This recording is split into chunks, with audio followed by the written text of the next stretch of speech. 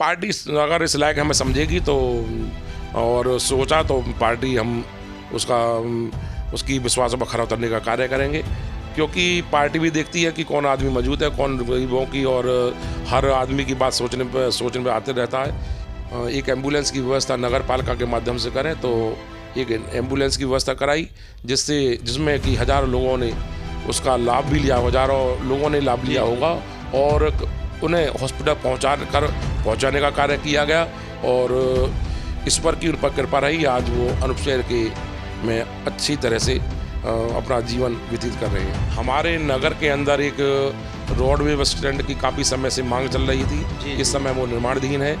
नगर पालिका बोर्ड द्वारा उसे भूमि आवंटित कर और हमारे माननीय विधायक संजय शर्मा जी द्वारा उसको अपने प्रस्ताव में कैबिनेट में पास कराकर यहाँ पर रोडवे बस स्टैंड का कार्य किया जा रहा है।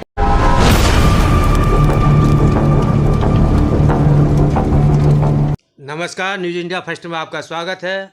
मैं आपके साथ रविंद्र कुमार इंसा, संवाददाता छोटी काशी अनूप शहर से। तो चेयरमैन साहब, मैं सबसे पहले आपसे ये पूछना चाहता हूँ कि आपका चुनाव का कैसा माहौल चल रहा है? रविंद्र जी, आपका बहुत बहुत धन्यवाद। आप हमारे पास आए और आपने चुनाव माहौल की पूछा है। तो चुनावी माहौल, अब निकाय चुनाव, कार्तिक स्नान मेला पूर्ण हुआ है और चुनावी माहौल अब सरगर्मी पर है। आगामी समय में सरकार के द्वारा और चुनाव आयोग के द्वारा चुनाव की घोषणा की कभी भी की जा सकती है और चुनावी माहौल तो अनूप शहर की जनता को जग जाहिर है कि चुनाव माहौल किस प्रकार का होगा, क्योंकि हमने विकास कार्य किए हैं। तो विकास कार्यों को देखते हुए जनता के दिमाग में है। तो सर, आप पहला मेरा सवाल ये है कि 2012 में आपकी भाभी श्रीमती मंजू शर्मा जी निकाय चुनाव में आई थी और सपा प्रत्याशी को 2000 वोटों से हराया था और भाजपा तीसरे नंबर पर रही थी।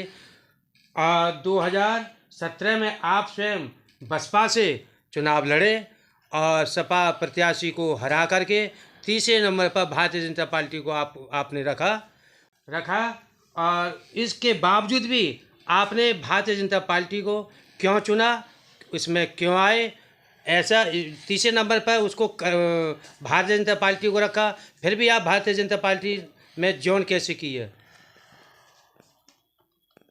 ज्वाइन जो हमारे आदरणीय मोदी जी, आदरणीय योगी जी की जो उनकी सोच है, वो दूरगामी सोच है कि हिंदुस्तान को एक विश्व के पटल पर एक नया नाम देने का कार्य किया है, नई पहचान दी है। आज की तारीख में पूरा विश्व हमारे मोदी जी का, हमारे भारतवर्ष का लोहा मानता है। कोई भी विश्व के अंदर ऐसी देश नहीं है जो भारत को किसी भी कार्य में ना पूछता हो।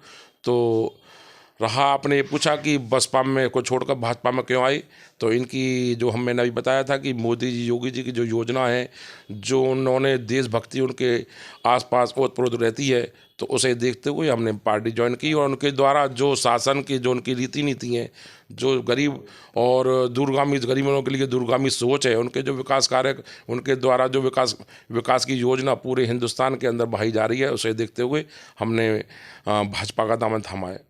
पार्टी अगर इस लायक हमें समझेगी तो और सोचा तो पार्टी हम उसकी विश्वास पर खरा उतरने का कार्य करेंगे, क्योंकि पार्टी भी देखती है कि कौन आदमी मौजूद है, कौन गरीबों की और हर आदमी की बात सोचने पे आते रहता है।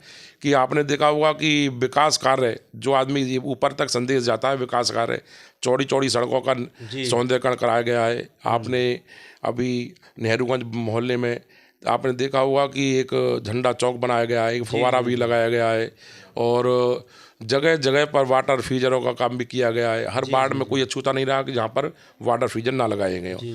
और साथ साथ एक दूरियां हो गई थी हमारे यहाँ पर, जो शमशान घाट है काफ़ी दूर हो गया था। तो विचार मन में विचार आया कि भाई काफ़ी दूर शमशान घाट हो गया, तो एक शव वाहन बनवाने का कार्य किया गया। आज वो शव वाहन लगभग जो जिसके अंदर दुखद घटना हो जाती है वो शव वाहन का यूज करता है, और 99% वो शव वाहन का शवों को ले जाकर अंतिम संस्कार कराने का कार्य करता है। साथ साथ गरीब तत्व ऐसा था जो बीमार होने पर अपने वाहन के हवा में कहीं ना कहीं दम तोड़ देता था। लेकिन एक सोच बनी कि हम एक एम्बुलेंस की व्यवस्था नगर पालिका के माध्यम से करें, तो एक एम्बुलेंस की व्यवस्था कराई, जिसमें कि हज़ारों लोगों ने उसका लाभ भी लिया, हज़ारों लोगों ने लाभ लिया होगा, और उन्हें हॉस्पिटल पहुंचाने का कार्य किया गया। और ईश्वर की उन पर कृपा रही, आज वो अनूप शहर के में अच्छी तरह से अपना जीवन व्यतीत कर रहे हैं। तो चेयरमैन साहब एक सवाल मैं पूछ रहा हूँ, जैसे सब वाहन की बात आपने बताई, क्या ग्रामीण अंचल में भी सेवा करती है? अगर ग्रामीण अंचल में कोई आदमी उसकी डिमांड करता है तो ग्रामीण अंचल में भेज दी जाती है, क्योंकि ये एक धार्मिक प्रायोजन धार्मिक कार्य है, इसमें किसी को मना नहीं की जाती है। अगर संभवतः हमारी गाड़ी प्रयास तो ये रहता है गाड़ी में कोई कमी ना हो, लेकिन अगर कोई डिमांड करता है तो हम उसे वहाँ पर भेजने का कार्य भी करते हैं। और साथ साथ आपके लिए बता दें कि नगर के अंदर एक काफ़ी समय से एक मांग चल रही थी सीमा विस्तार जी। तो पूरा सीमा विस्तार हमारे आदरणीय योगी जी द्वारा कैबिनेट में पास कराकर सीमा विस्तार का कार्य किया गया है, जिसमें जन सामान्य और प्रतिनिधियों का भी बड़ा योगदान रहा है। साथ साथ हमारे नगर के अंदर एक रोडवे बस स्टैंड की काफ़ी समय से मांग चल रही थी, इस समय वो निर्माणाधीन है। नगर पालिका बोर्ड द्वारा उसे भूमि आवंटित कर और हमारे माननीय विधायक संजय शर्मा जी द्वारा उसको अपने प्रस्ताव में कैबिनेट में पास कराकर यहाँ पर रोड बस स्टैंड का कार्य किया जा रहा है। आम जनमानस से जुड़े हुए हैं, हर गरीब वर्ग से कोई भी कुछ उनका कार्य हो, सुख दुख में उनके शरीक रहते हैं।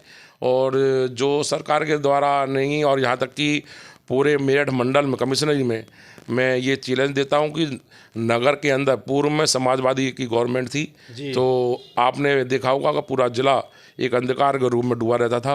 और जिसमें एक सोच ये बनी थी कि कहीं ना कहीं हमारी छोटी काशी, जो बनारस के बाद जो बनारस को छोटी जो काशी कहा जाता है, उसके बाद अनूपशहर को छोटी काशी कहा जाता है।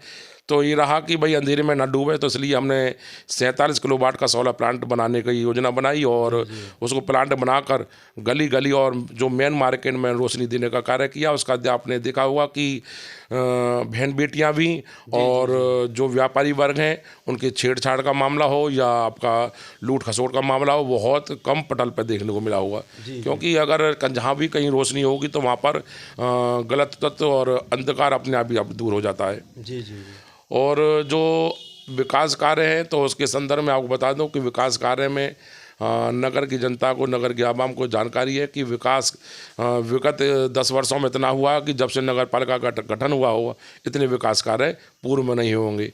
तो चेयरमैन साहब, मैं एक बात पूछना चाह रहा था आपसे कि चेयरमैन एक बार में ही उसका विरोध शुरू हो जाता है।